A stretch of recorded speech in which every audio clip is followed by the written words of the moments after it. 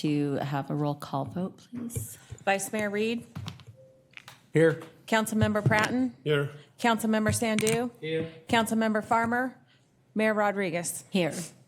If you can all join me for a silent prayer and the flag salute.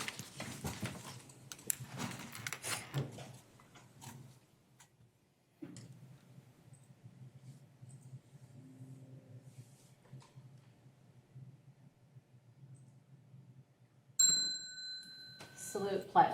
I pledge allegiance to the flag of the United States of America and to the republic for which it stands, one nation, under God, indivisible, with liberty and justice for all.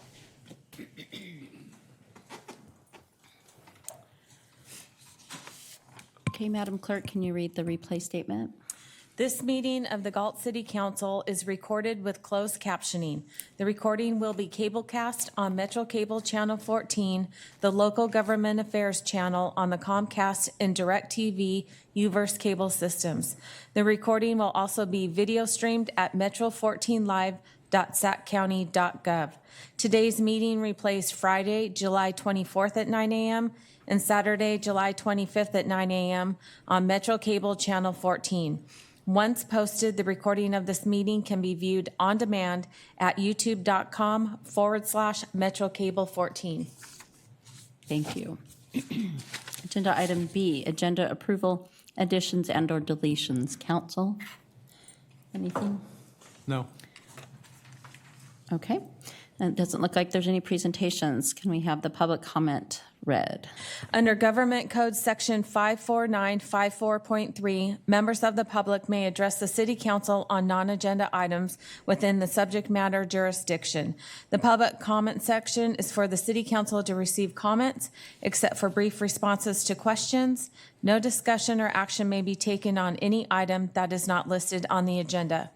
Please limit comments to a maximum of 5 minutes. Consistent with the City Council procedural guidelines, the mayor reserves the right to shorten the time limit for speakers to ensure the efficient and timely completion of all city business on the agenda. Do we have any public comment? Belinda Ellis.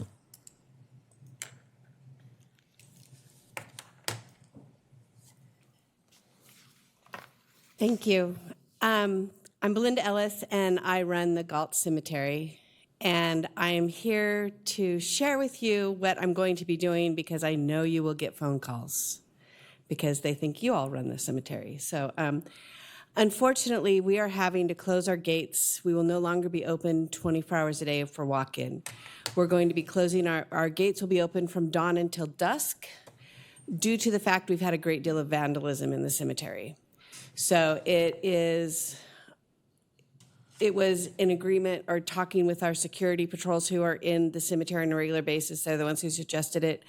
The police department has been amazing. They've talked to the people who've had the vandalism stuff on their graves. We don't have anything, there's really nothing else we can do about it. But I want you to know because I know you'll get phone calls. I'm also gonna let the paper know, and I'm gonna make sure we do it in our social media and change all of our signage. So we have a no trespass order on the cemetery. I am sure this too shall pass once the people who have been laid to rest, whose graves are targeted, once they are forgotten a little bit by not their family but by others, then it will stop. But for right now, I think it's still very raw to their friends and to maybe their enemies that they feel that they have to do this. So it's going to be ugly for a little bit. I feel I can handle it. Just if people call complaining about me, just tell them I'm nice, okay? And it's so thank you. That was all. I just wanted to let you be aware that this will be starting October 1st. Thank you. Any other speaker cards? No. Do we have any online comments? No. Okay. Reports by city council members on regional boards, commissions, and committees. Mr. Vice Mayor. I don't have anything. Councilmember Pratton. Yes, I did attend the CGA meeting, Consuming East Groundwater Authority meeting, on the 1st of this month. Not a whole lot to report out on the particular meeting. I do want to just make you aware that when we get to that item 3, that's coming up that's part of the CGA thing, I will be, if you will just ask for a motion, I'll make a motion. Obviously, we can still discuss it or whatever, but Fritz has done just such a great job on putting this together and making it work that I think we need to just move forward on it as quickly as possible. Have a bunch of other things that I've seen and done, but I'll wait and do all those at the end. Okay. Councilmember Sandu. Thank you. Nothing to report. There was a couple of meetings, it was canceled, so nothing to report to. And I don't have anything to report on either. Most of my things are on a summer hiatus, thank goodness, because it's hot. So, all right, we'll go ahead and move on to the consent calendar. It's recommended that items 1 through 11 be acted on simultaneously unless a separate discussion and/or action is requested by a council member. I'll go ahead and read the subject matters. Number 1, receive and file warrants for period ending July 13th, 2026. 2, minutes of the regular meeting of June 16th, 2026. 3, amendment to the department head employment agreement regarding the timing of final payment of accrued leave balances. Number 4, award of construction contract for the Old Town Water Main Replacement Project and award of professional service agreement for construction management and inspection services. Number 5, City Council Public Benefit Funds, Councilmember Sandu. Number 6, award of contract for streetlight maintenance and repair services. Number 7, fiscal year 2025 to 2026 year-end budget adjustments and fiscal year 2026-27 budget amendments for the solid waste fund and community facilities district 2020-1 fund. Number 8, notice of intent to levy Galt delinquent utilities, Galt delinquent citations in fiscal year 2026-27.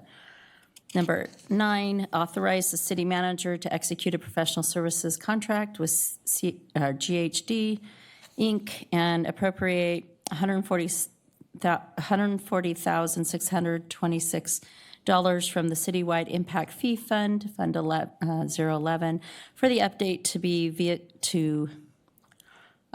to the vehicle miles traveled citywide model. Number 10, Enterprise Resource Planning Amendment. Number 10, intent to renew Galt's cooperation agreement with the Sacramento Housing and Redevelopment Agency for administration of the city's community development block grant activities. Does anyone want to pull anything for discussion or anything? Yeah, Mr. Mayor, I don't like to poll, but I like to F8. If Leila Manor can be a little bit to explain about that agenda item. And there is 67 unpaid citation. What kind of citations are?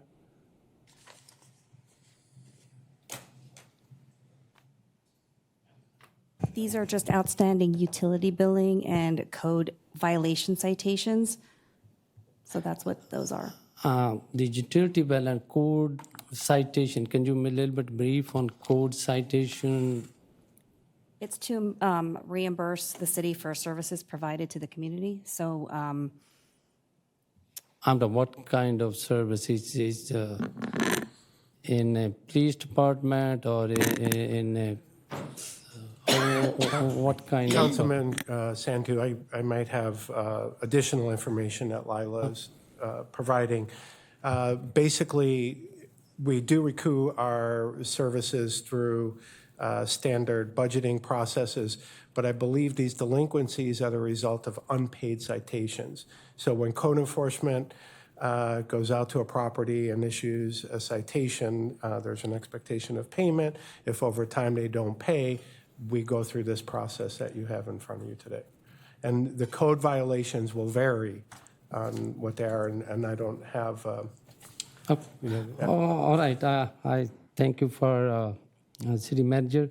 And these citation, when we going to put the levy, the citation is person name and then property may be under trust or maybe under more names, how you guys can do it, levy, how you guys, if there is any incident, when you look them up, these parcel number, they are just only the same name, whatever the citation, or is different? But I would like to clear, for example, there is a citation on my name, and there is a property is under 4 names. Right. So It are would be you under guys the- clearing just to penalize on that person, or there is clarification or not? It's my understanding that the citation and the levy will be on the property regardless of ownership. So if there's a renter on the property and there's a citation, the property owner and the levy goes to whoever is listed as the owner of that specific property. So that means if the citation is the rental and he's not paying the citation, then the levy can going to the owners? Yes. For example, there is a 60-unit apartment, somebody, but we have some, so that means that going to us, we are not doing anything on the citation the person is doing wrong? Are we doing anything or no? Yeah, no, that's correct. Essentially, property owners are notified of an infraction, so it's typically, we usually go out, so the way the process will usually work is code enforcement will go and make contact with who's ever living at the residence and give them an opportunity to repair the violation in a period of time. Then they are given formal notice to repair in a certain period of time. If they do not meet that, they then start getting the administrative fines on a regular basis. So typically, like I haven't seen that like in a multifamily complex. You usually see like a single family home that's being a renter, and you would have like a, an offsite property owner. But generally, there's no mechanism to, basically levy the renter. It goes to the property, and then the hope is the property owner works with the renter to correct the infraction. Thank you, Chris.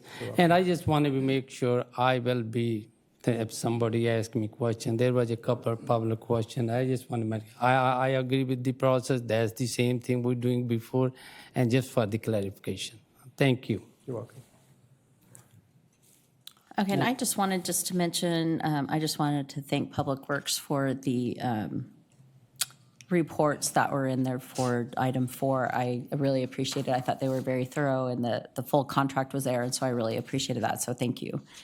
Do we have any public comment cards for, No public comment. do we have any online comments? No. Okay, so I'll entertain a motion for the consent calendar. Moved. All second? Okay, moved by Vice Mayor Reed and seconded by Councilmember Pratton. Roll call. Vice Mayor Reed? Aye. Councilmember Pratton? Aye. Councilmember Sandu? Aye. Mayor Rodriguez? Aye. Motion passes 4-0. All right, moving on to our scheduled matters and our public hearing. I think I'll turn this over to Mr. Beckman.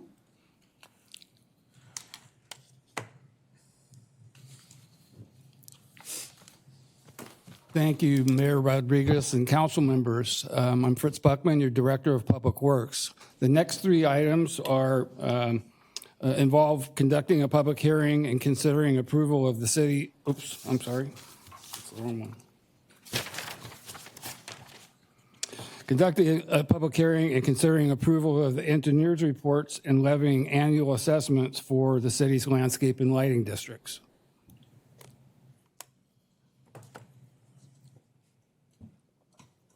Move it on the side.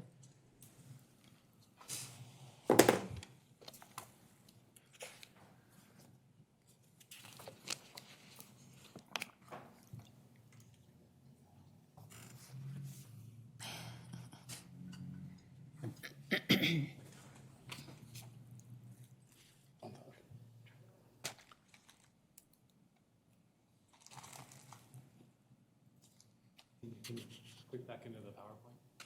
It's right here. Here. There we go, okay. This map shows the city's 3 lighting landscape districts. The one in pink is the West Side Galt Lighting Landscape and Maintenance District, what I'll call West Side LLD. As you might expect, it's on the west side of town, primarily. The orange is the Northeast Lighting or Landscaping Lighting District, which I'll call the Northeast LLD. As you might expect, it's on the northeast part of the city primarily. And finally, the third and final district is the cleverly named Lighting and Landscape District number 3, which is also on the west side of the city primarily. For the West Side LLD, the district includes 1,077 predominantly single-family residential parcels. There were no annexations, de-annexations, mergers, or subdivisions of existing parcels during the past year. The assessments per parcel are fixed and have not changed since the district's inception in 1990.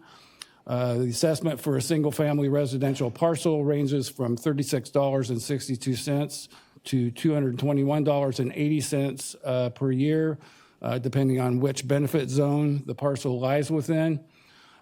Fiscal year 26-27 district expenses are projected to exceed revenues.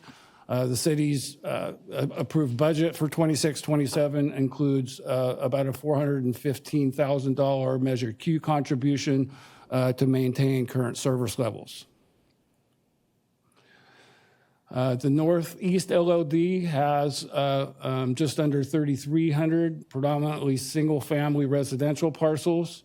There are also no annexations, de-annexations, mergers, or subdivision of existing parcels during the past year. Like the first LOD, the assessments per parcel are fixed and have not changed since the district's inception in 1990. The assessment for a single-family residential parcel ranges from $51.70 to $301.85, depending on which benefit zone the parcel lies within. The fiscal year 26-27 district expenses are projected to exceed revenues. The fiscal year 26-27 city budget, approved city budget, has a contribution of about $1.3 million to maintain current service levels. And finally, LLD number 3 includes 307 predominantly single-family residential parcels. No annexations, de-annexations, mergers, or subdivisions of existing parcels occurred during the past year with this district as well. The assessments can, in this case, be adjusted by the change in CPI or 1.5%, whichever is greater. The change in CPI this year was 2.9%, so this adjustment was applied for fiscal year 26-27. The proposed assessment for a single-family residential parcel is $439.42, which represents a $12.38 or $12.38 increase from last year's assessment. Fiscal year 26-27 district expenses are projected to exceed revenues, and the approved city budget includes a Measure Q contribution of about $307,000 to maintain current service levels. This concludes my presentation. Staff's recommendation is to adopt resolutions as shown on this slide. I'd be happy to respond to any questions the council may have. Thank you.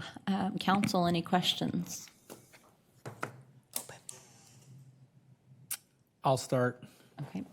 One, for the LLDs, for the services that are provided in those areas, do we handle those services directly by the city, or are those contracted out?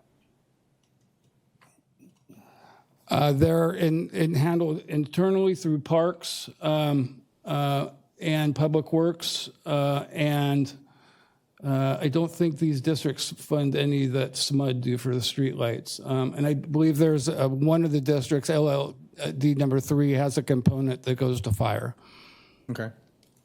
And then my next question was more of a concern than anything with the amount of money between those 3 LLDs that is being taken from Measure Q and supplementing the LLDs, right? I wasn't up here when we passed Measure Q, but it was my understanding that when we put it out to the people, that the Measure Q money was supposed to go to Parks and Rec, and not supplement half of, because I mean, I'm not going to add it up all, but that's like almost $2 million out of the 4 million that we're getting from Measure Q.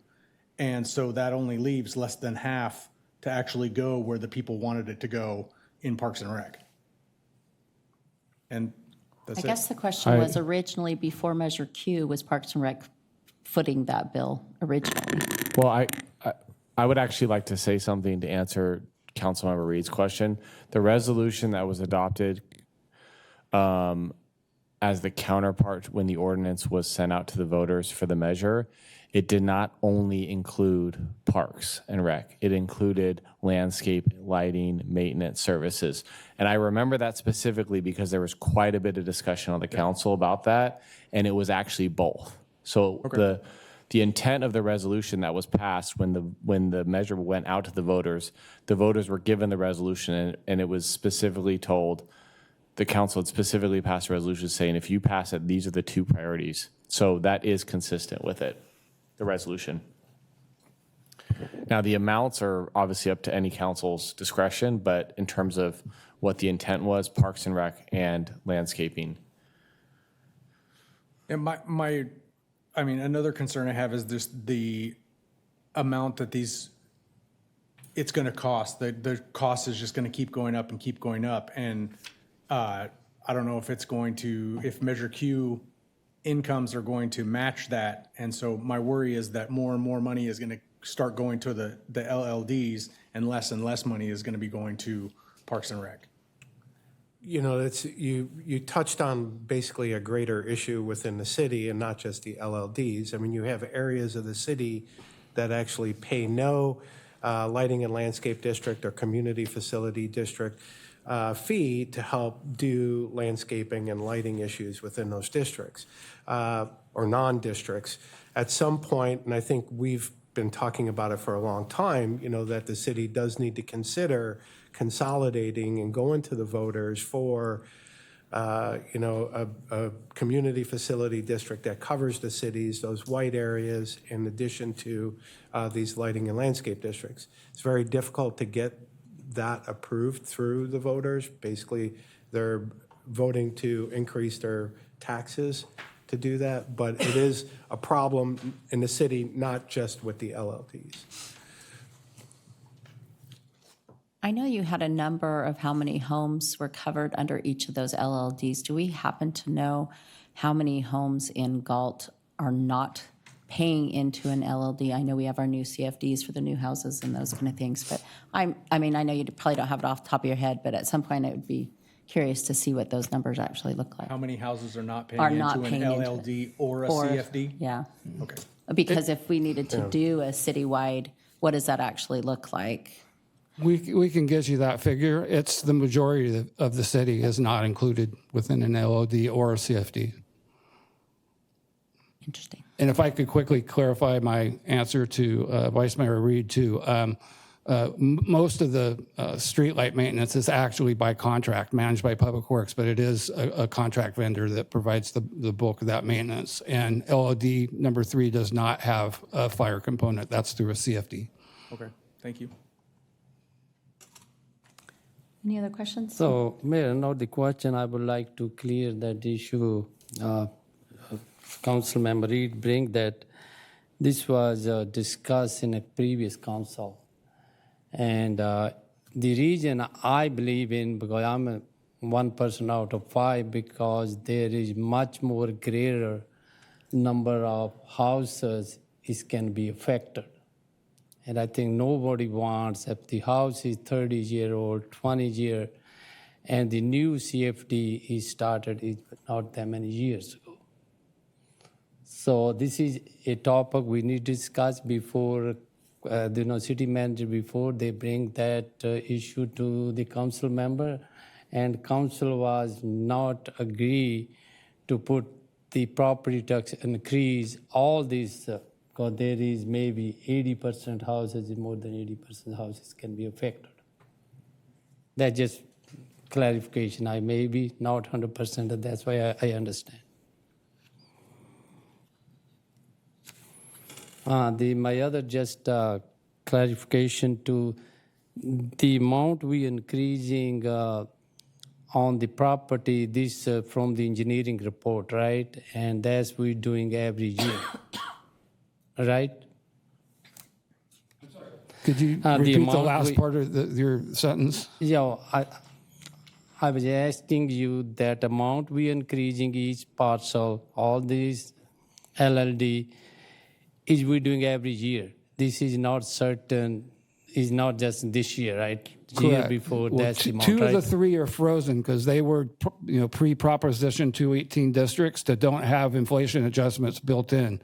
LLD number 3 is the newest, and it's got a predefined inflator built in based on the consumer price index, and that adjustment was 2.9% this year, and so that's how much we adjusted the rates. Okay, thank you for clarification.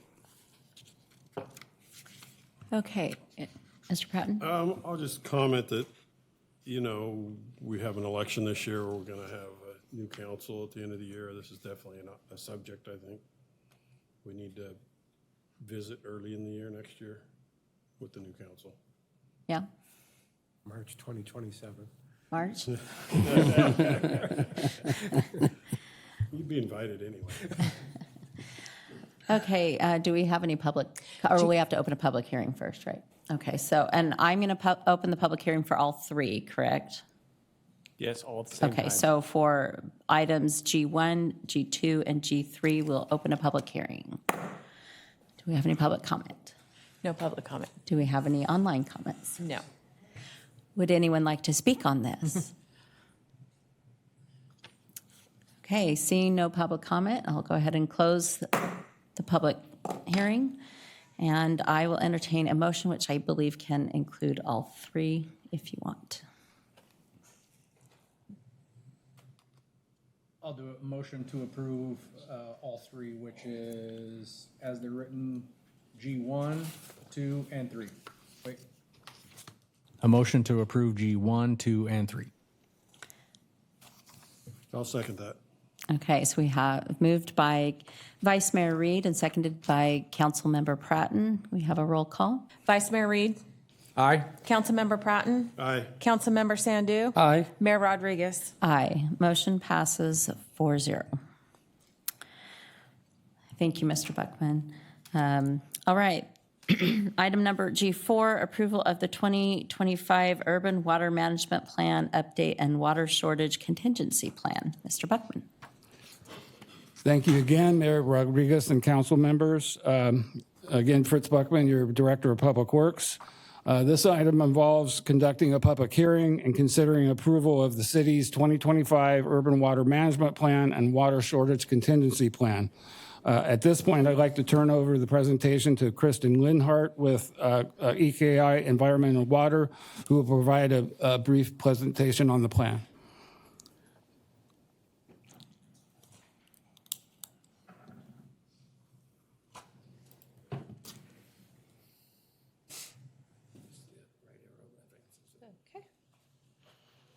Does this work? Okay, good evening. I'm Kristen Lindhard, a hydrogeologist with EKI Environment and Water. The city brought us on board to prepare the city's 2025 Urban Water Management Plan and Water Shortage Contingency Plan. The California Urban Water Management Planning Act requires water suppliers who provide at least 3,000 acre-feet of water annually or serve over 3,000 connections to prepare an urban water management plan every 5 years. Here in the city of Galt, we have over 7,900 water service connections, and we provide over 4,500 acre-feet of water on an annual basis.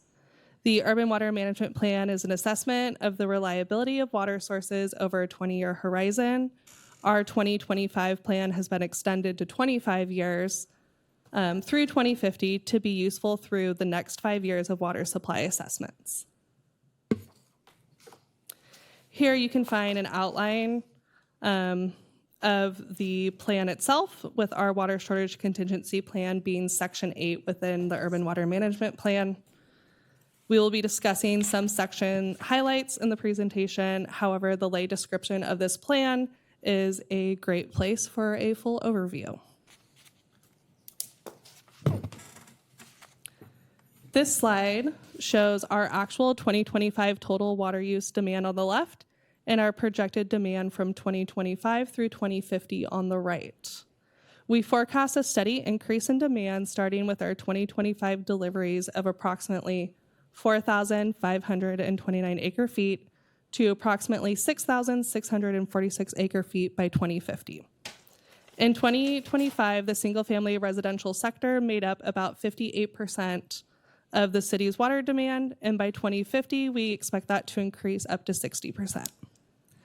The water demand projections for the single-family residential, multifamily residential, and commercial sectors where the city expects to see growth were calculated by applying the sector-specific water demand factors to the projected number of accounts in those sectors. The water demand projections for the remaining sectors, where no growth is expected, were estimated using the average of the historical water demand for those sectors over the past 5 years. This graph again shows the 2025 actual water deliveries on the left and has 5-year increments all the way up to 2050. Each color represents one of our water supplies. Blue is groundwater from the Casumnas subbasin, and purple is your recycled water from the city's wastewater treatment plant. Groundwater supply is assumed to be equal to demand, and the recycled water supply is limited to the maximum internal wastewater treatment plant demand over the past 5 years.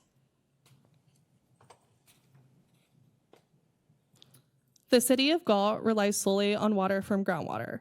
Historically, the groundwater supplies available to the city from the underlying Casumnas subbasin have always been sufficient to meet the city's demands, and city wells have not dewatered, even during historical drought periods. The city's projected groundwater demands have been incorporated into all of the modeling and water budget scenarios developed for the Casumnas subbasin groundwater sustainability plan. The modeling results do not indicate a shortage of water supply for the city in any year type and even in the extreme climate change scenarios. Therefore, it's appropriate to assume that the city's groundwater supply should be 100% reliable and equal to the projected potable demands under all conditions.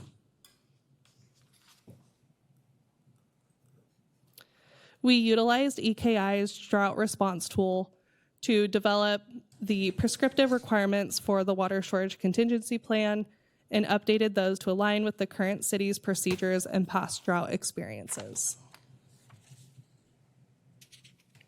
The Urban Water Management Plan describes the city's demand management programs that contribute to a robust water supply.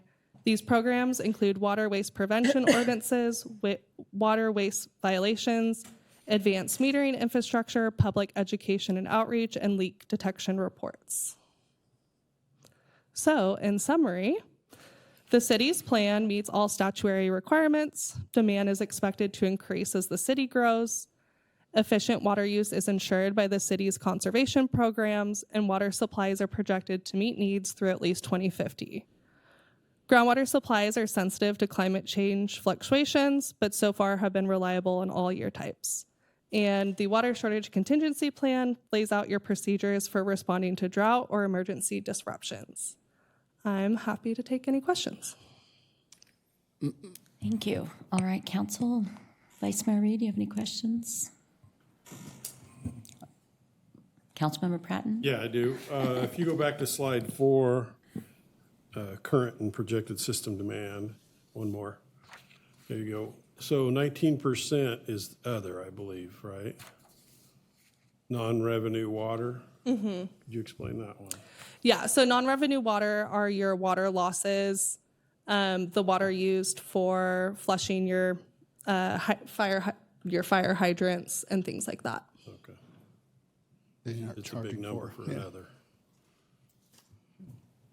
Does that include like watering in the parks and? No, that's, No, that's usually under the landscape sector. Yep. yeah, they're covering all the other stuff, so this just seems like a big other. Yeah, that's what I was trying to figure out what else is in there. There's no purple on there for landscape. Oh, yeah. Guys, my Yeah, you have a, question is, you mentioned something in the report, 157 parcels. How many parcels are in the city limit and how many are Sacramento County? That's a great question. I do not have the answer to that. Yeah. And my other question is, what's the amount? Is $35 something parcel we are expecting, right? Yeah, I think you're talking about the sustainable groundwater management fee. Then that item comes later. This is the urban water management plan. This is related to groundwater also, but it's a different item. Okay, so you want me to ask later? Okay, thank you. I do have a quick question. On the current and projected water supply, well, was there a population number we used to say in 2050 we're anticipating to have X amount? Do you know what that number was? Not off the top of my head. I can look it up really quickly if you would like me to. Maybe just if Mr. Beckman can get it to me. I'm just curious as to what, because I know that number has changed dramatically throughout. I mean, we thought we were already going to be at 50,000 right now. So, and obviously we're not there. So I'm just curious. Yeah, and what we our took new that, projection is. Yeah, we took that into consideration that the expected increase hasn't been as large as expected in the past. So we did, bring it down a little bit to reflect that. Okay. And then does this, I know this is about the city of Galt, and that's all that we can control, as much as we can control that. But what if, say, someone in the county just right next door wants to put in a big data center or something that doesn't have access to maybe treated water, so they have to actually get water from the ground? Right now, you're saying our aquifer or whatever we're tapping into is at 100%. We shouldn't have anything unless something egregious happens. Is a data center is that something that could actually cause us some concern? It's always a possibility. But, in relation to the Cosumnes subbasin, you all are in a very good position where the water levels are much higher than other areas. Any new development like that's not in current land use plans would have to deal with the groundwater sustainability agencies involved. And if it compromised the plan, they might have to mitigate for that somehow. Okay. And I think one of the good things that our public works people have done is the wells now, right? In the past, the wells have been, and correct me if I'm wrong, 800 feet. And our public works has went above and beyond, and our newest wells are down to 1,600 feet now, which is double what almost everyone else is. So, and there's a lot of reasons for that, but it's them looking forward into the future and making sure that we do have access to that water at those depths. And higher quality water. Yeah. Kind of to your question, so the CGA, Consumers Groundwater Authority, right? That is kind of what they're working on, is to try to determine what happens if somebody over there taps into the water, right? I mean, they don't fully understand and know yet how Amador affects Galt, right? That's what they're working on in that program. So being new to that, I'm learning some of those things, and it fascinates me that we don't have more information on that, because I'm on air quality. They know a lot of things. The groundwater, which is just as important, there's a lot they don't know yet. So those are the right questions, and those are the questions they're asking and trying to monitor and track what's going on throughout the basin in order to understand better those questions. Thank you. Yeah, to answer your population question, so for 2025, we had a population of 26,000, and we used a 1.5% annual growth rate, which ends up around 37,800 in 2050. 37,000. Interesting. Nowhere near our 50. I mean, we were supposed to be at 50 right now. Nope. Thank you. I appreciate that. So Mayor Rodriguez, barring any further questions by the council member, we recommend that conducting a public hearing and considering adoption of resolutions approving the 2025 Urban Water Management Plan and Water Shortage Contingency Plan. Thank you. Okay, if there's no further questions or for council, I'll go ahead and open the public hearing. Are there any comment cards? No. Do we have any comments online? No. Anyone want to speak? All right. Seeing no comments, I'll go ahead and close the public hearing. And I will, it is all just one. I'll entertain a motion on this topic. I'll move to approve G4 as posted on our agenda. Okay, moved by Councilmember Pratton, Second. seconded by Vice Mayor Reed. Roll call, please.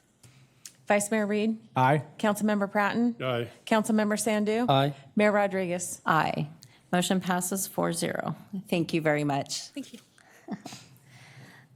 Okay, we'll go on to our regular calendar. Item H1, November 3rd, 2026, ballot measure to change the city treasurer and city clerk position from elected to appointed. Ms. Mendez. Good evening, Mayor and members of City Council. Amy Mendez, Assistant City Manager. The item before you this evening is a request to place a measure before the voters on the November 2026 ballot, asking whether the city treasurer and the city clerk positions should transition from elected offices to appointed positions. Before discussing the recommendation, I'd like to emphasize that this proposal is not about the individuals that are currently serving in these positions. Both the city treasurer and city clerk were elected by the voters in 2024 and continue to serve their elected terms. This discussion is about the governance structure of these offices and determining the best model for the city moving forward. At its core, this recommendation is about good governance.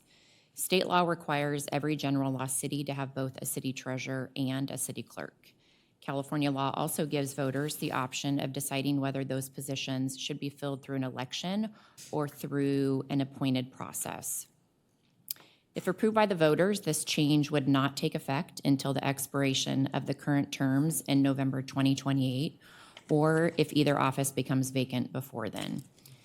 The city has considered this question before. Ballot measures regarding an appointed city clerk were presented to Galt voters in both 2014 and 2018. In 2018, the measures received just under 50% support. Since that time, however, the professional, technical, legal, and financial responsibilities of both the city clerk and city treasurer have continued to expand, making this an appropriate time to revisit this question. One of the most important points to understand is that these are not policy-making positions. Unlike the city council, these offices do not establish city policy.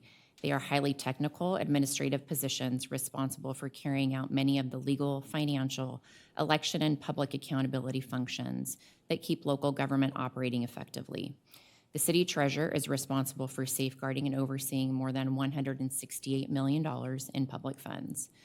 That includes managing investments, monitoring cash flow, overseeing debt obligations, and ensuring the city's financial activities comply with state and federal requirements. These responsibilities require sound financial judgment and specialized knowledge of municipal finance and investment policies.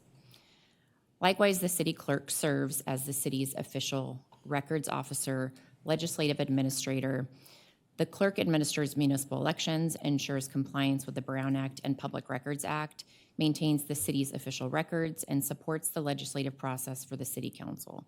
These duties are critical to managing public trust and legal compliance.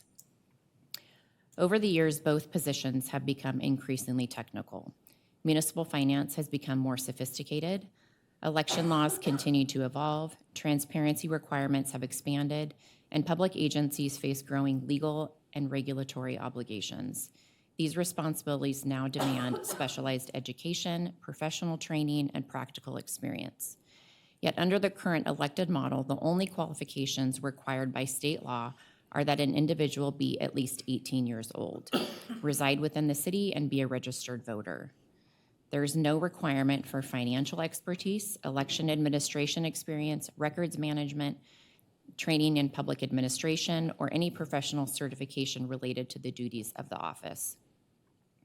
The recommendation before you recognizes that the importance of these offices warrant a professional selection process.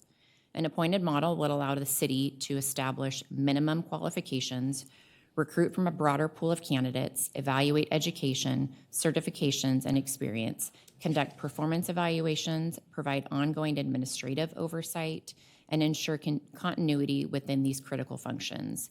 It also provides greater accountability by allowing the city to address performance issues if they arise, helping reduce legal, financial, and operational risks.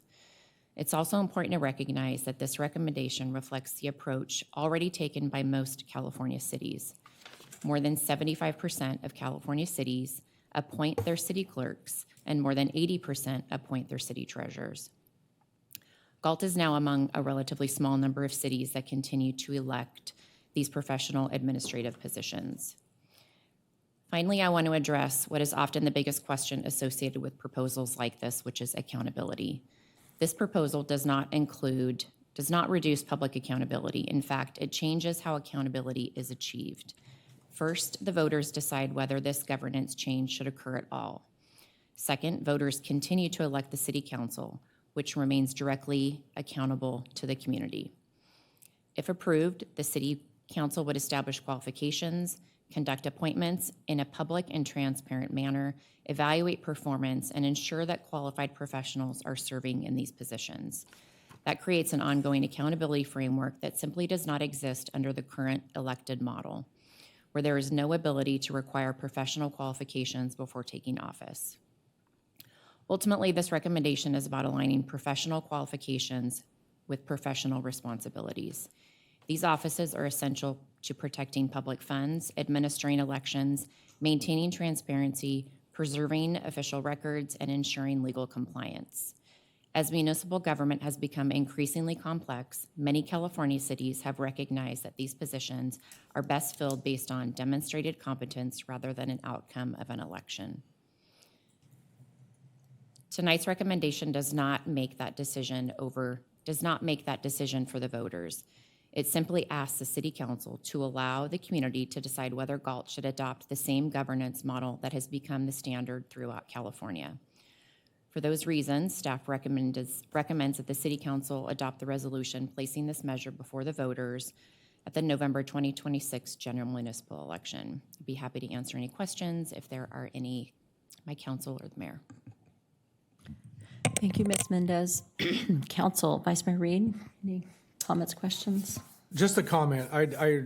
When she said that, that's the way a lot of cities are going nowadays, I looked up on the Sacramento County website to see how all the rest of the cities in the county fare in that. And so what we have is the city of Citrus Heights appoints both of those positions. So does the city of Elk Grove. So does the city of Folsom. And then there's us. The city of Ileton, however, still has them elected, both of them. And then the city of Rancho Cordova and the city of Sacramento all have those appointed. And then I always like to compare us between Elk Grove and Lodi because those are the two closest cities, so I had to go look at Lodi. And both of those positions in the city of Lodi are also appointed and not elected. And that's all. Mr. Pratton. That's good information. I would say I probably voted against this the last time because I wasn't really educated on it. Learning more about it and understanding how it works, I definitely am in favor of going forward with this. If we approve this, I believe somebody on council can be in favor of the education piece of it. And I don't know if we would just do a thumbs up to appoint somebody for that or put somebody in charge of that. Because I know that we can only educate on it, right? We can't. I think that council members individually have the ability to educate. I don't know if an appointment of anyone to be the mouthpiece is necessary. Well, you all have the ability, as you said, to educate, not advocate. So, Frank, I believe that Councilmember Pratton is asking for one of the council members to draft an argument in favor Okay. of the measure to be placed in the ballot pamphlet, the voter pamphlet. That'd be a good way to do it, you know.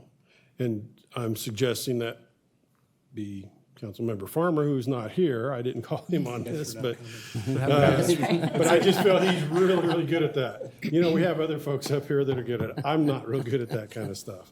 So I know we have others. Yeah, that the are good current at it. resolution, under the Elections Code, you have the ability as a council to delegate one of your own to prepare an argument and sign it. There's pros and cons to that. One may argue that that's good. It's council's endorsement, but I think approving this to go to the ballot is also council's endorsement. Sometimes it's helpful for the voters to see people in the community that, I mean, the theory is if it's coming from the council, there's at least some desire to move this forward anyways. So it's the council's decision, but we didn't do it for Measure Q, for example. We let the community write those arguments. But it's a policy decision. Mr. City Manager looks like he's dying to say something. Anything to add? Well, we did have this discussion. Chris and I talked about this a bit, and I'm sure the consultants would probably tell us that's probably not the best way to do it, but I support it because I support having somebody on council do this because Councilmember Farmer is so good at it. That's all.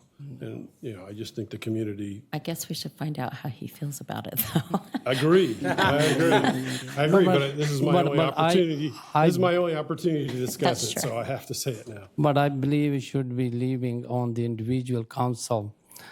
Maybe some council, they can advocate it different way. So this agenda item is not in the public yet because I just seen only last Thursday. So yes, in the future, we should be doing whatever Mayor President asking, but at this time, my opinion is leaving individual council members. Thank you. Well, we could readdress what you're talking about at a later council. If it's We could bring it up approved, as a future yes. agenda item, correct? The resolution that we're adopting, we're sending to the county now, and that has to be part of it. That we're going to have a council member, right? Yes, it has to be something? delegated in the resolution that we're going to be forwarding to the registrar of voters. And it doesn't have to be a council member. I mean, I understand that. Right, That and it can be written by others or whatever. right, we just And- can't designate anyone other than council members. So that would have to come organically from members of the community. Yeah. So we can't have our chief legal counsel do it for us? I write the impartial analysis, which is dry as 3-day-old toast. So I don't write any arguments. Mr. Sando, did you have anything else? Yeah, I have a few questions and few comment on this agenda item. This agenda item, first of all, I would like to thank you for the staff, their report, their time, and analysis. And report show it was tried to do back in 2014 and 2018. There's 2 times it failed. The negative to this side is when anything we put on a measure, it failed, it cost money to the city. And our responsibility is very careful where we're using the money. Hopefully it's worth it. Second thing I would like to want to make sure, clear the public. There is difference between elected official and there's your appointed position. Elected position is voice of the people.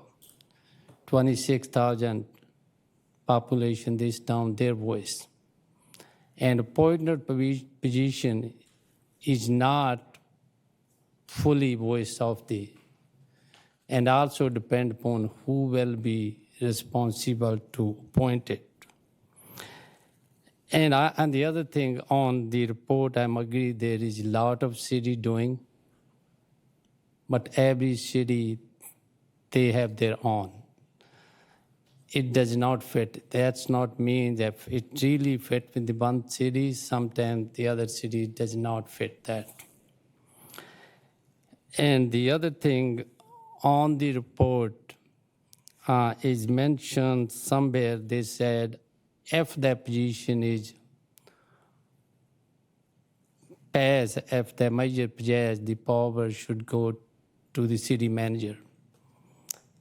And I respect all the city manager before, the current city manager and the future. But thing is, we will be very careful. And I believing I will clear from the attorney, we are not making that decision tonight.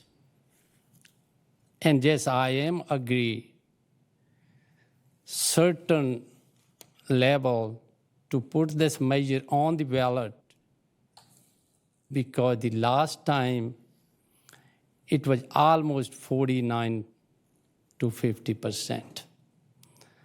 And last 8 years, there changes, new generation come in. So I like to hear for their voice. That's the only reason I'm gonna say to measure this to the voter. But we should be very careful if that measure passed for the appointment. These two positions belong to the public, and there is a direct connection with the public. I will make sure very considering carefully who will appoint that.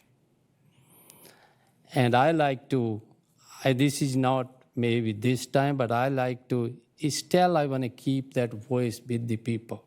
If the council have the authority, my term going to expire, I think mayor going to expire, term 2, Sean's going to expire. In the next council, should be that authority to the council. Then it's going back to the voters. And the other thing, last, my question to the city attorney, what are we voting tonight? Tonight, we just voting to only put that measure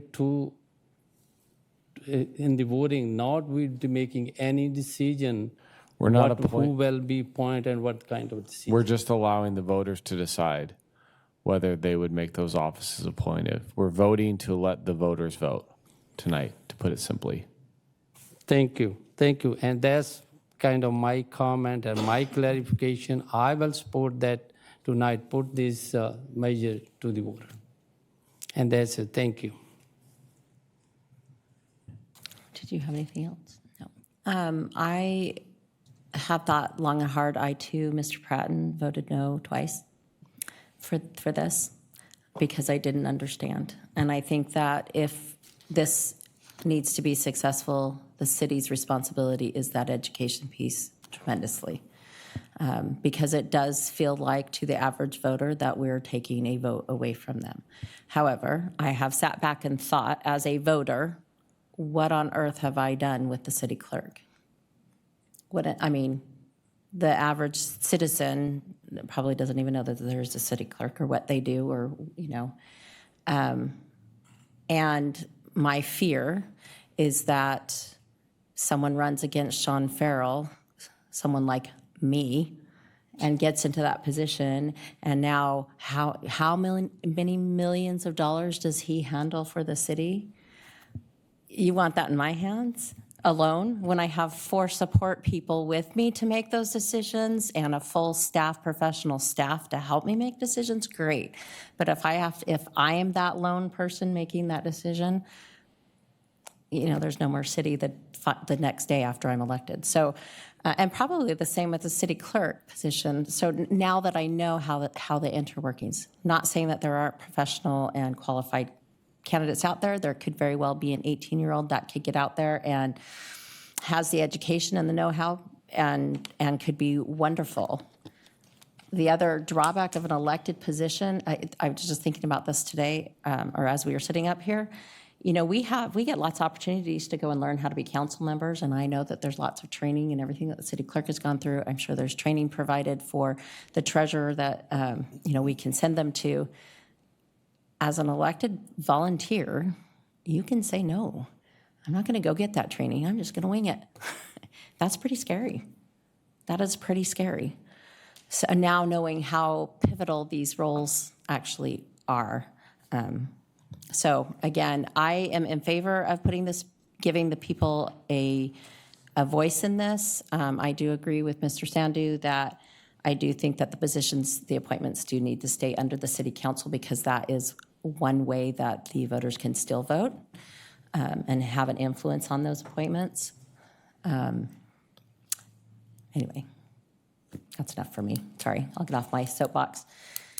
All right, I'll make a motion to approve H1 as it's written. And so do I need to add that piece, and Mrs. Mendez, to, Well, we have a motion. Let's see if there's a second. okay, I'll second that. Okay, we have a motion on the floor from Vice Mayor Reed and a second by Councilmember Pratton. Did you want to modify the motion? Is But that what you're looking It at? can be separate, is what you're saying. Yeah, if we- well, let's- If we approve this. Yeah, so no, what I want to make sure is before we have a discussion that we had a second on the floor. So, Agree. yeah, we could, if the question is, can the resolution be modified to designate a council member to make the argument, it can be modified. And we can incorporate that into the motion. Or do we want to separate those and leave this as the way that it is and then put that as a future agenda item? What I'm on a- saying is this needs to go to the council, this needs to go to the registrar as one packet.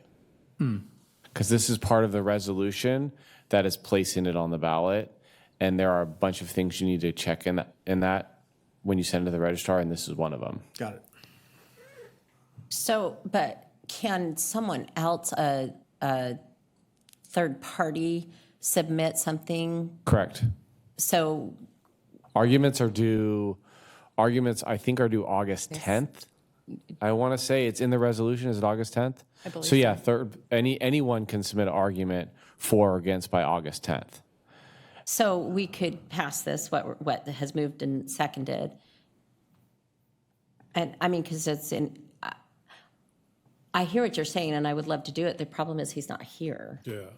So We could do the motion and pass or fail, and then if it passes, we could recommend, right? I mean, we don't even really have to vote on that. That could just be a. Well, what I don't want to do thumbs is, up. see, we're dealing with the registrar who's running this election for us, okay? They're the ones consolidated. What I don't want to do is I don't want to make a complicated or contingent resolution, and they're going to be emailing Tina saying, what does this mean? And they may say, because they're going to be the bureaucrat at the end of this, and we have no say, they may say, you guys have to call a special meeting to clarify what the council's real intent was.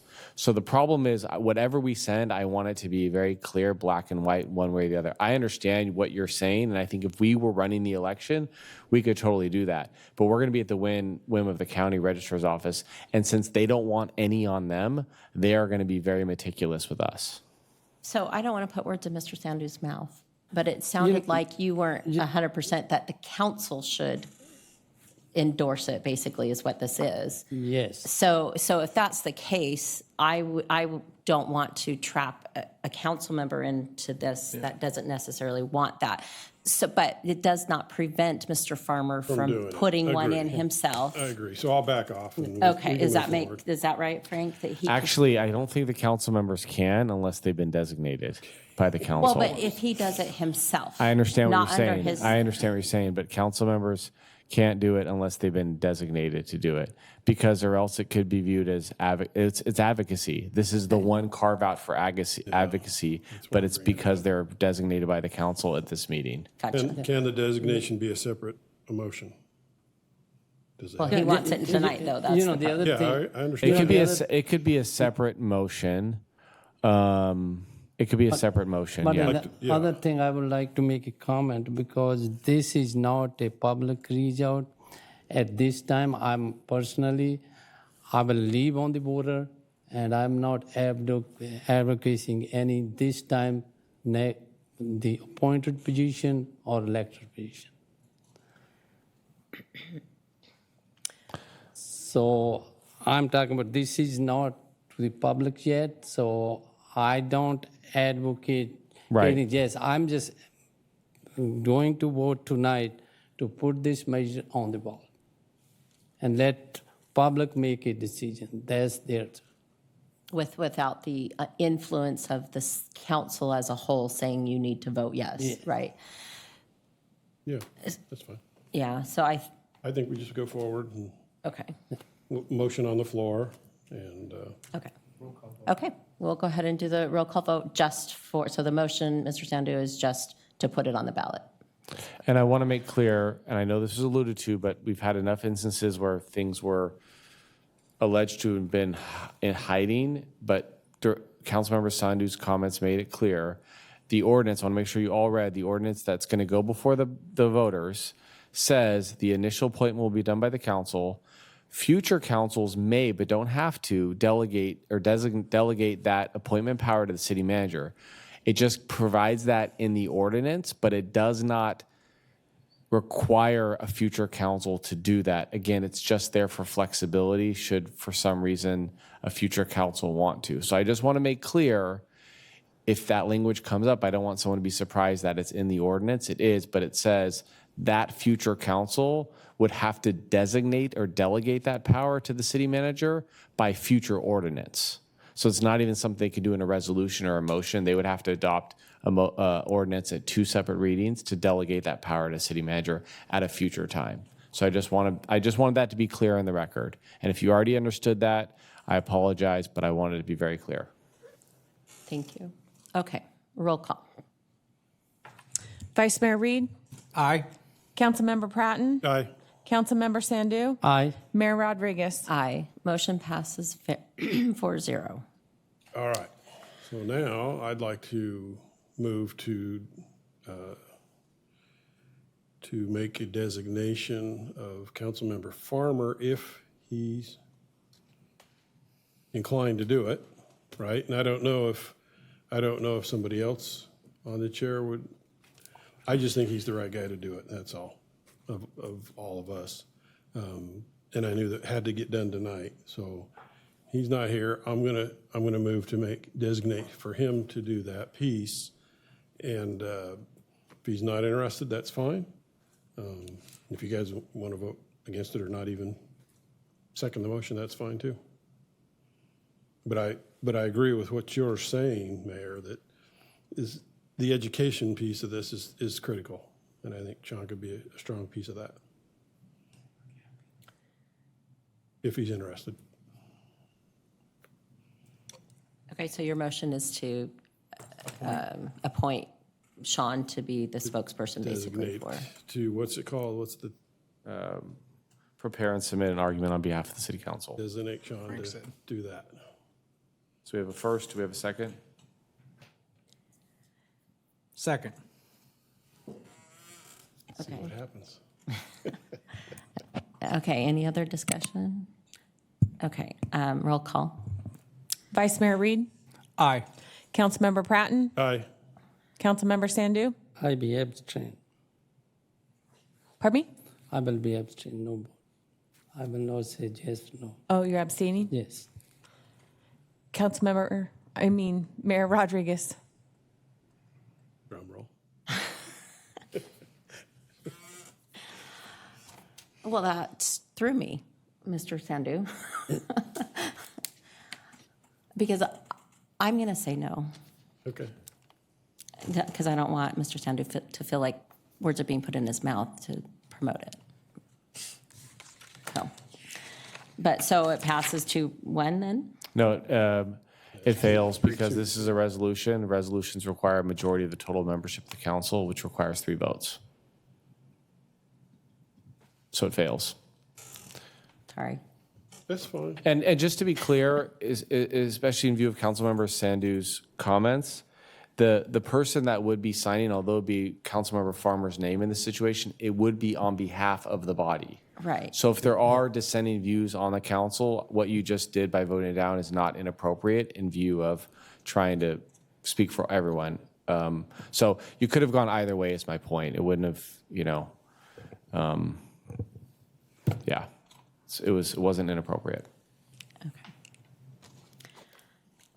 Yeah, no, I think it's all fine and dandy, and I do agree with You know, council member everybody- that we really kind of got this one thrown on us a little bit. Right, But again, we can't discuss these things behind closed doors anyway, so. right. Well, and I all. think if Councilmember Farmer was here and heard his, if he was like, yeah, True, I really, that's really true. want to do it, I probably would have been more inclined, but. That's fine. I mean, not that I think he's against it. I don't know how he feels, to be honest with you. I don't so. know either. I Well, see, didn't you ask just him. don't want to give it to him when he's not here. That's the best time. Well, we should have done it because he wasn't here, but. That's what he gets. I would like to just touch on the campaign piece, the education piece as it relates to the outreach and the community education. We do have a really robust plan. There's a web page that's already been developed. We have been creating it. We've got marketing material and newsletter articles that have been drafted, things that we will do to educate the community that wasn't done in the previous ballot measures. So I think that's the key component that was missing from that back in 2014 and 2018. And so that will, I think, really be beneficial on both the city treasurer and the city clerk piece. So we have that ready to go. That's good to hear. Okay, moving on. Item 2, resolution to City Council, City of Galt, California, approving side letter agreement. All right, Ms. Kobe. Good evening, Mayor and Council. Tricia Kobe, Human Resources Director. Before you tonight is a resolution approving side letter agreements to both the current and previous Memorandum of Understanding with the Galt Police Officers Association. As a CalPERS contracting agency, the city is required to ensure that all compensation reported for pension purposes complies with state retirement laws and regulations. During a compliance review, CalPERS identified language in our MOU that required clarification to ensure it fully met reporting requirements. The issue is not the city's intent to provide compensation, but rather the language describing certain compensation items needed to be more specific to comply. To address this, the city and the GPOA have mutually agreed to side letter agreements that clarify the language in both the current and previous MOUs. These clarifications ensure the agreements align with CalPERS requirements for reporting compensation. Approval of this resolution will protect the city from potential liability associated with pension reporting for 2 GPOA retirees and reduce the risk that eligible compensation could be excluded from a retired employee's pension calculation. These side letters do not create any new compensation or increase employee pay. They simply clarify language that was previously approved by the City Council. There was an additional recommended change to Section 5.6 of the 2527 side letter, which has been placed at the dais for your review, and copies are available in the back for the public. The change is not substantial but required for compliance. Tonight, staff recommends that the council adopt the resolution approving the side letter agreements to both the 2225 and 2527 GPOA Memorandum of Understanding. And I am available for any questions you may have. Thank you. Council, any questions? Mr. Sandhu? No question. Thank you. The report is already self-explanatory. Thank you. Okay, do we have any public comment? No public comment. And online? No. Okay. All right, I'll entertain a motion. Moved. Second. Okay, moved by Vice Mayor, excuse me, Reed, and seconded by Councilmember Sandhu. Roll call? Vice Mayor Reed, Aye. Councilmember Pratton, Aye. Councilmember Sandhu, Aye. Mayor Rodriguez. Aye. Motion passes 4-0. Public Works is on spotlight again, establishing sustainable groundwater management fees in the city of Galt. Mr. Buckman. Thank you. Good evening again, Mayor Rodriguez and council members. Fritz Buckman, your Public Works Director. The item before you is to consider establishing sustainable groundwater management fees in the city of Galt. First, I'll provide some background. California's Sustainable Groundwater Management Act was enacted in 2014. It requires groundwater sustainability agencies, or GSAs, to develop groundwater sustainability plans, or GSPs, for each medium or high priority groundwater basin in the state. And I'm going to apologize in advance for the use of acronyms, but it's just the nature of the beast here. GSPs are required to result in sustainable groundwater use within 20 years. Failure to reach sustainability will result in state intervention into local groundwater management. And that is going to involve mandatory groundwater extraction reporting and pretty exorbitant fees, and it's not a scenario we want, trust me. Galt overlies the medium priority Cosumnes groundwater subbasin, and the city elected to be the GSA for its portion of the subbasin. The city and 6 other GSAs in the subbasin established the Cosumnes Groundwater Authority in November 2021 to jointly develop and implement a GSP.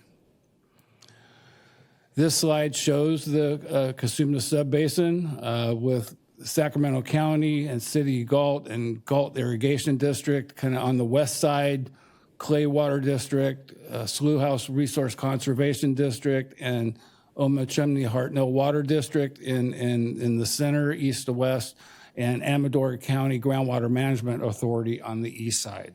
It's about 220,000 acres, and the total groundwater extraction each year in the subbasin is about 110,000 acre feet. So the CGA developed the Cosumnes Subbasin GSP. The GSAs adopted this GSP, and CGA submitted it to state DWR before the January 31, 22 statutory deadline. The plan aims for sustainable groundwater use in the subbasin by 2042 through projects and management actions projected to reduce groundwater pumping by approximately 10,000 acre feet per year, or which correlates to about 10% reduction in groundwater pumping over 20 years.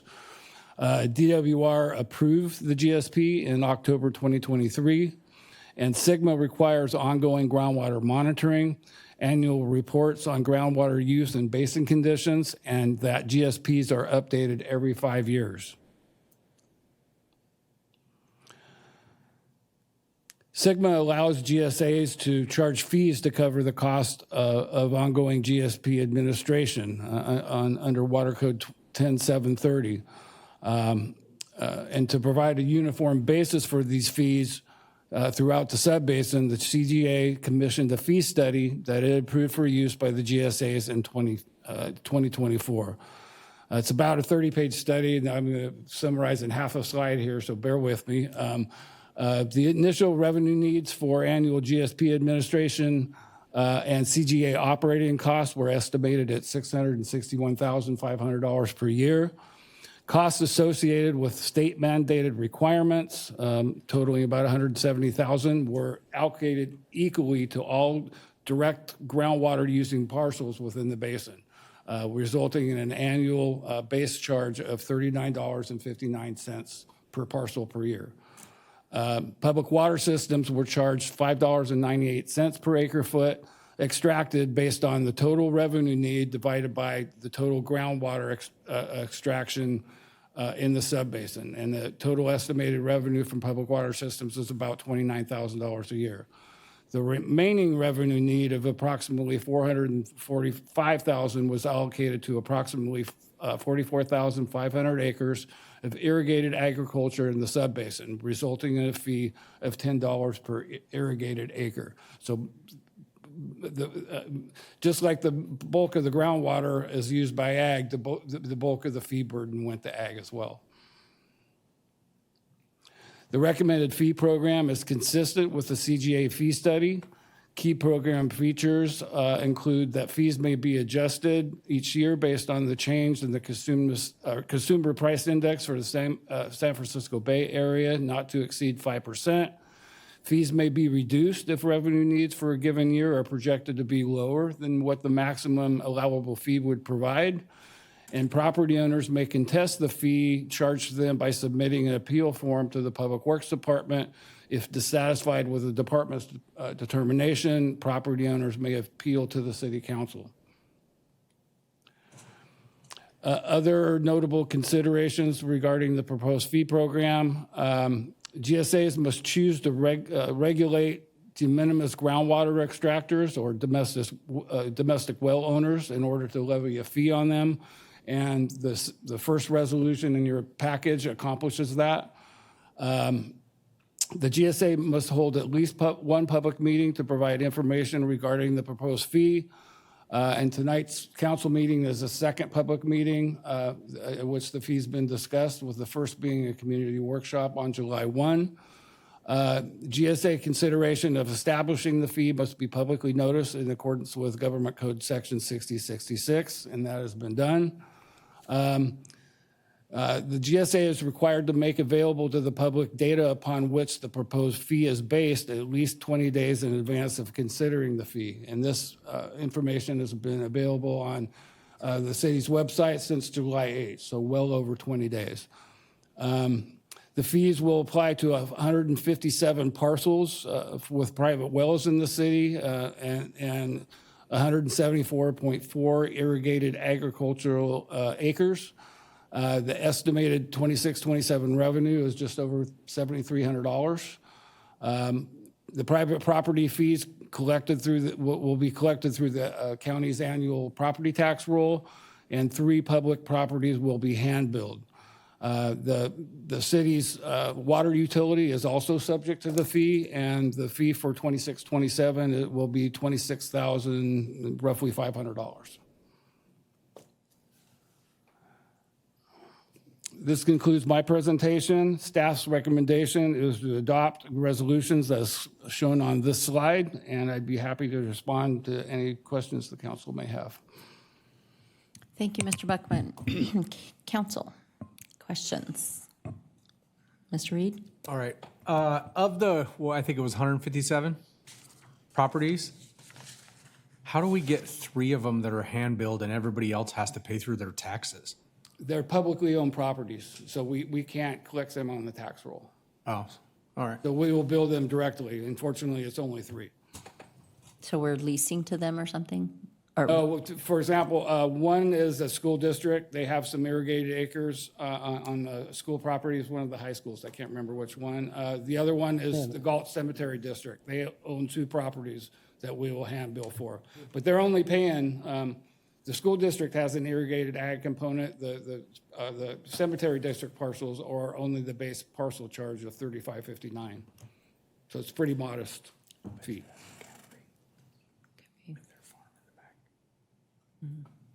Mr. Patton? Or I know you're coming to No make a questions. motion. I'm ready to move this one on. Okay. We thought this was about water. This is right up your alley. This is, we figured you had a Well, lot you to can say. ask him more. He can answer anything. I'm telling you. He knows Mr. it. Sandu, do you have?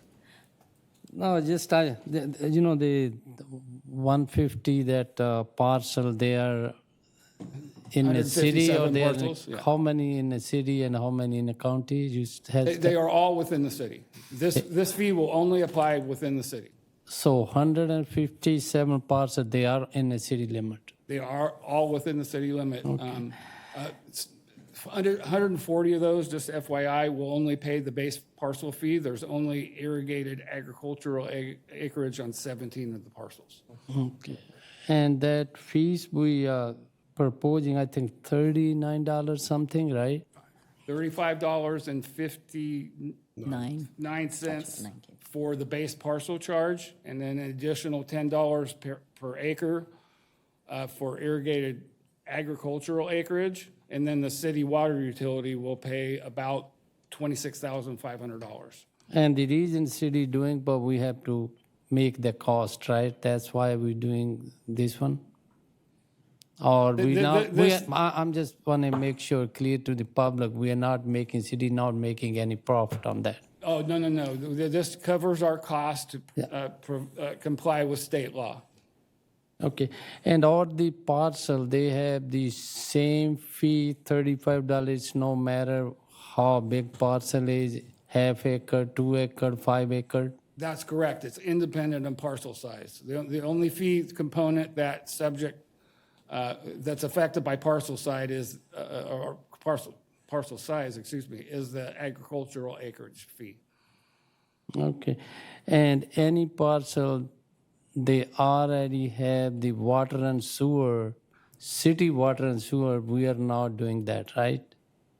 Yeah, the individual property owners that have city water will not pay this fee directly. They pay it indirectly by paying their water bill, and the water utility will cover, pay its fee. Right, because I'm talking about they already paying in the city utilities, so they're not paying through the property tax of any parcel in this area, right? That's correct. They're paying through their utility bill. The private well owners pay individually through the county tax roll.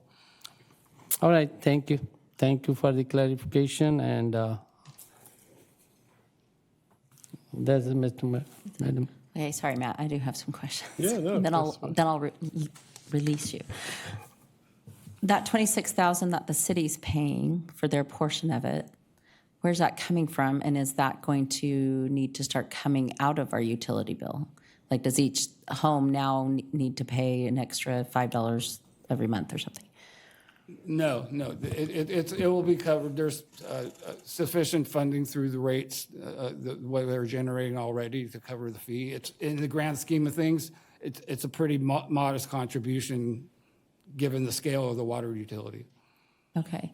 And then just so how are you, when you said that there's the 17 removed out of the 157, the 17 that will pay per acre, or they'll pay the 35 plus $10 per acre. That's right. If it's just fallow, do they still have to pay that $10 per acre? No, we made an effort to try to determine through aerials and other means whether they're actively being irrigated. And you have to look at the properties. It's not cut and dry. Right. It takes some judgment to make these calls in some cases, and looking at the properties at different times of the year. But in most cases, we could tell whether they had a well and whether it was actively irrigated based on whether it was green all year or not. What was a little more nuance is when properties were partially irrigated. And in fact, probably our biggest ag property owner, Mr. Kessler, we made some adjustments based on information he provided to us already. So we reduced his acreage based on information he provided to us. So it requires some judgment and some back and forth, and that's the reason we have the appeal process. And all of the 157 have been contacted. They know that this is, or should know that this is all taking place. Yes, they were all notified regarding the community workshop on July 1, and so by mail. Several weeks before the workshop, and then of course this hearing was noticed in the papers, and went through all the normal noticing a public hearing goes through. And when will this start showing up on their property tax bill? We will submit it shortly, assuming it gets adopted early next month to the Sacramento County Auditor Controller's Office for inclusion on next year's tax roll. Okay, I think that's all I've got. All right, Mr. Pratton. All right. I'd like to make a motion to approve H3. I'm sorry, I got to stop you. Do we have any public comment? Public comment. I'm sorry, yes. H3 as posted in the agenda. Okay, so it's been confirmed, we don't have any public comment. So we have a motion on the floor? Also, Second. okay, go ahead. All right, it's been moved by Councilmember Pratton and seconded by Vice Mayor Reed. Roll call, please. Vice Mayor Reed? Aye. Councilmember Pratton? Aye. Councilmember Sandu? Aye. Mayor Rodriguez? Aye. Motion passes 4-0. All right. Not that it would have changed my vote, but Mr. Buckman, how many people actually went to that? I'll Community report meeting. that out on my, Oh, okay, never mind. Okay. I'll wait for him. I don't want to Matt wants steal to his talk. thunder, absolutely. All right, sorry, man. Okay, any communication? Just a reminder, the August 4th city council meeting is canceled due to National Night Out. Okay. City clerk's report. So the recommendation is to review and consider appointments to the Measure R Independent Citizens Oversight Committee. There are 3 vacancies with terms ending April 2029. Galt Municipal Code Section 3.40.150 states no committee member may serve more than 2 consecutive 3-year terms. 2 applications were received from returning applicants, Marcia Mooney and Paul Harvey. If selected, it would be their final term. The remaining vacancy resulted from the completion of Glennis Nelson's 2 consecutive terms, making her ineligible. So the city is still advertising for that 3rd vacancy. So to reappoint, it will need city council vote, not individual council members. Okay. Are there any questions? Okay, I will entertain a motion to appoint the 2 who have applied. Or do we need to take public comment on this? Yes. Okay, is there any public comment? No public comment. Anything online? No. Okay. All right, now I'll entertain a motion. I will move that agenda item. I'll second. Okay, moved by Councilmember Sandu and seconded by Councilmember Pratton. Roll call. Vice Mayor Reed? Aye. Councilmember Pratton? Aye. Councilmember Sandu? Aye. Mayor Rodriguez? Aye. Motion passes 4-0. Just a quick question, and this might be a legal question. What happens if we can't find people for that oversight committee? Well, we can, as long as we have a quorum, it can continue to function as a body. The body doesn't dissolve if we have less than a quorum. Sorry, your city manager's distracting Do you need me. to be Distracting me. excused? No, I mean, as long as we have a quorum, we can continue to bring the committee out. Yeah. So with these 2 appointments, we'll have 4. Okay. Just because I saw on one of the applications, she said often or several times they didn't have a quorum, so it just made me start thinking. And if you don't have a quorum, they can't convene. And then if it becomes an issue, then the council may want to, if it has the ability under the Measure R sales tax ordinance, to reconsider how many people are part of the committee. Okay. So. And you have to have that You committee. have to have if I think a committee is contemplated as part of the Measure R ordinance. Okay. I'm not sure if it specifies how many people have to be on it, but I'm sure it does have the oversight committee as a requirement. So, and if you can't field the quorum, then there's really nothing you could do. Okay. Just curious. Okay, moving on. Item K, comments by staff. Parks and Rec Director Solis. Good evening, Mayor and Council. I'm not sure if you're aware of this, but July is Parks and Recreation Month. I just want to acknowledge that to you and go over a couple things we've done in July. One is our Independence Day celebration that we recently had. Our IDC Saturday Market kicked off our events at 7 a.m. Our 14th annual Officer Ton 5K. Our IDC parade, those are great tanks there. I also like to thank Councilman Sandu. With his help, we're able to get these back every year. He provides rooms for the entire group. Our fireworks in the pool and our veterans viewing area. Here are some of the sponsors again: Best Western, SMUD, Cal Waste, Top Tier Tree Care, NC Burns and Son were a big, vital part of this, getting that event together, along with our staff, Jackie, John. They did an incredible job. Public Works, PD. I mean, this was a team. We did it as a team. We couldn't have done it without any of these other departments in there. I also want to acknowledge that we are now the 2026 NCL-SL Motherlode Conference champions. Our Galt Gators won that over the weekend. We held our championships here on site. Last minute change of venue to our location. Everything seemed to go great. Obviously, we won, and so it even made it better. And then some other events that we've had are Concerts on Sea and our Movies in the Park. Those are just some of the events that we have had in July in Parks and Rec month. So if you have any questions, I'd be happy to answer them. If not, that's it. I just love the video. That's why I know it's Parks Month, because of the video that Jackie did. I just love that our staff are becoming movie stars now all the time. No further comments. Okay.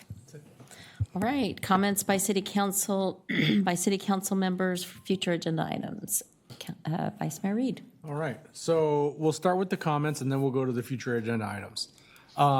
First, I can't thank the staff enough because I know everybody was involved in the 4th of July thing. I got to go to the barbecue at the hotel and all of the different things that went on that day. It was a very long day, but it was a very fun day. And I know that everybody was involved, so I want to say thank you. I got to ride around with Mr. Solis a little bit, putting up the flags, moving some stuff, so that was fun. The fireworks, once again, was great. I sit there at the end of every July 4th going, I don't know if it could be better, and then the next year it comes and it's better. So that's good. Thank you. To Mr. Buckman at Public Works, thank you for getting back to me and working through the Marengo Road construction, that the pole is gone now. The road is getting fixed, and the assistant city manager told me there's a chance that it could be done in time for school to open in a couple of weeks. So that's great because that area causes a lot of traffic problems for the high school. And now on to future agenda items. I have 2. So the first one is emergency services on the east side of the tracks. And there's a couple of aspects to that. One, I would like for this agenda item to include some data from the police and the fire department on how much this is restricting access to the east side for emergency services. A second part of that is an overview or an overview of a potential long-term solution. So this probably would fall into Public Works on what would it look like if we were to put a undercrossing or whatever that's called. What would that look like? How much would it cost? Things like that. And then the third aspect of that is asking the city manager or city staff to set up another meeting with the railroad to discuss stopping in the middle of our town and completely disrupting our way of life because they need to stop their train somewhere. I know Councilmember Farmer had said that they had those meetings in the past and the train was gonna try to stop more south of Galt or between Galt and Elk Grove, but it seems like there's an increasing amount of times now that the train is starting to stop back inside of town. So that's that one agenda item. And then the second one comes after a conversation that I had with Captain Small about the mental health individuals that we were getting from the county that were riding with our POP officers. And Captain Small informed me that that solution has been basically canceled by the county, and those services are no longer provided to Galt through the county. And so I was hoping that we could get a little understanding of how that went while it was here, you know, how many interactions, how beneficial that was to our community. Number 2, the replacement plan for that, because those needs are still there. What is being done, and he kind of gave me the answer to that, but I'd like it more for all the rest of the council members.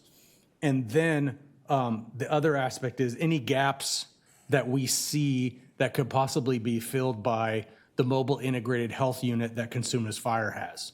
Because they say that it's housed in Elk Grove, but they say that it is accessible to the city of Galt. So of those services, what can that mobile integrated health unit provide to our mental health needs here in the city of Galt?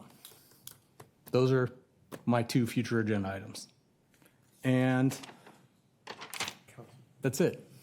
So you just need a consensus, right? I mean, I support that. And, Yeah, I don't have a Okay. problem with it, yeah. With both? Support it. Yes, with both, I'm sorry. items. Yeah. Okay. All right, Councilmember Pratton. I don't have any future agenda items at this time. Few events that I went to. 629, GHS had a meeting for their bond. They will be going to the voters for a new bond. No comment on the bond other than I did attend, and if anybody's got any questions, I'd be happy to discuss it with them. 7-1, the CGA meeting that I already talked about, and later in the evening, the new water fee workshop. So not a big attendance. There was probably 3 couples, 4 couples, and then about 5 individuals, myself. And it was well-run. Education was good. I was a little surprised there wasn't more people there because we did hear a bit of concern and folks getting worried about this. But it was a good presentation. It went off quick, and everybody that left there seemed like they were happy with the information. It wasn't like some of the other meetings where we received the pitchforks in the beginning. 7-3, the tank show. Thank you, Councilmember Sandu, for putting that on. That was awesome. 7-4, of course, the parade. Mr. Solis was awesome, well attended. I heard some comments about, attendance and such, and I felt that the attendance looked pretty good. I don't know if we have numbers or if you track that at all, or. You have that number. But it just felt like, because of the new route going out and around, folks were spread out just a little bit more. But I think if you looked at it all, The information I'm getting is 4,300 people in the downtown area. Okay, wow. On the 6th, I went to Walker Park. You forgot that one. Yeah, I did. And did the break ground there. That was very good. Definitely could tell it's an election year for Congressman Matsui. She spent some time there, but she always does a great job. Went to a Parks and Rec meeting on the 8th. I was the only one in the audience, so it was quiet. But it was a fairly long meeting. They had a lot to talk about, and it was well done. 7-11, I went to the concert on C Street. So it's the first time I've been able to get to one of the concerts. The music was great. They did a really good job. Everybody that was there seemed like they really enjoyed it. Staff looked like they did a great job putting it together and pulling it off. 7-17, so I went to the State of the County presentation in Elk Grove, where Pat Hume spoke. It was a good presentation. Again, I'm not going to go into details. Anybody wants information, I'll be happy to talk to him about it. But Pat Hume does a great job of supporting us, and so I wanted to have some support there. And we did have a few other folks in attendance there. So, the thing is, National Night Out coming up. I will need a ride for that. Thank you. And hope everybody attends that. That's all I have. Councilmember Sandu. Thank you. There's a couple things. First of all, thank you for the staff, their hard work, all the staff doing hard work, and their report especially give a very good report to the council to make a decision every council meeting. Thank you for the city manager. I also like to thank you, even there is no public comment today, but I like to thank you for the public. And there can be no future agenda item, but I'm just thinking maybe in future, and I will certainly discuss with the city manager before I bring that agenda, ask the city council to bring that agenda item. And I also attend few things, couple ribbon cutting ceremonies on the Walker Park, and the other ribbon cutting ceremony today before to come to the council. I know they invited all the council, they have to come here, but on the behalf of all the council, I appreciate the business. There is a new restaurant on Twin City by Tractor Supply that Indian American, so these are good people. So when you get a chance, That's it. That's it tonight. Thank you. Right. I also want to reiterate how wonderful the Independence Day parade and all of everything that goes around it. I've only heard phenomenal things about it. People have been so excited. I actually had someone come and knock on my door.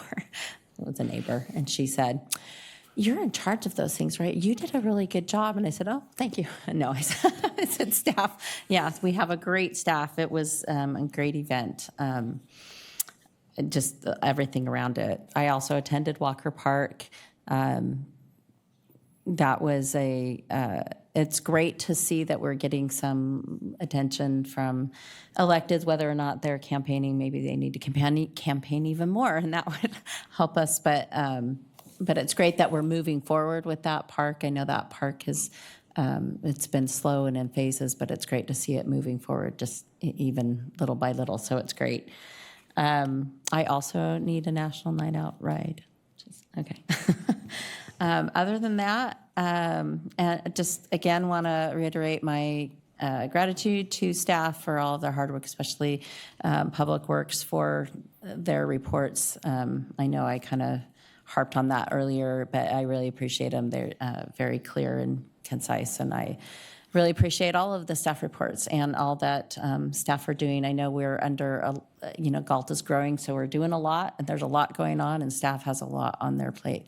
So I really do appreciate all the work that's being done with a smile on their face, right? So, all right. Well, with that, no other comments. We'll go ahead and close this meeting at 8:46. Whoever had that? 7:46. I'm sorry.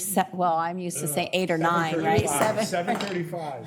Yeah, that can hardly come out of her mouth. Rodney.